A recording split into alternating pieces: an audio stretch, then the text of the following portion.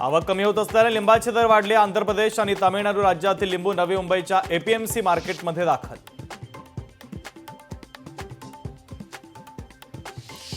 सोलापूरमध्ये कांदा उत्पादक शेतकरी चिंतेत। कांदा निर्यात शुल्क रद्द केला तरी कांद्याला भाव नाही। कांद्याच्या दरात वाढ झाली नसल्याने शेतकरी नाराज।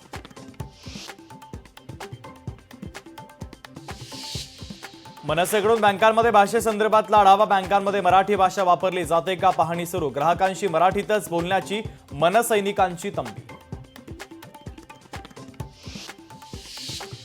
नाशिक जिल्हा बँकेच्या अनियमित कर्ज वाटप प्रकरणी आज सुनावणी। महाराष्ट्राचे सहकार मंत्री बाबासाहेब पाटलांच्या उपस्थितीमध्ये होणार सुनावणी।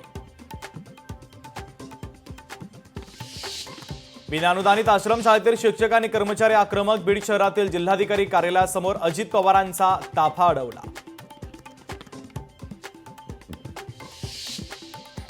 नागपूर हिंसाचाराच्या प्रकरणी मुस्लिम संघटनांबाबत मागवली माहिती। राज्याच्या गुप्तचर विभागाने पोलिसांकडून मागवली माहिती।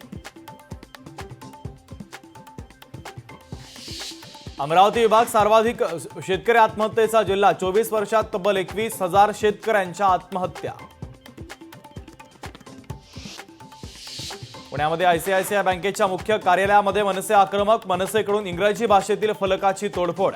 यावेळी पोलीस आणि मनसैनिकांमध्ये बाचाबाची।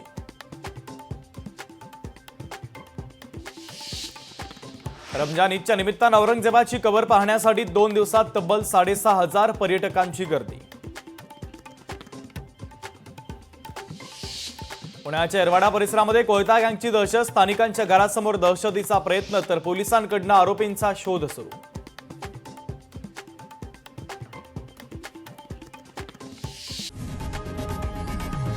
लोकशाही मराठी ऐका, पहा, जागरूक रहा।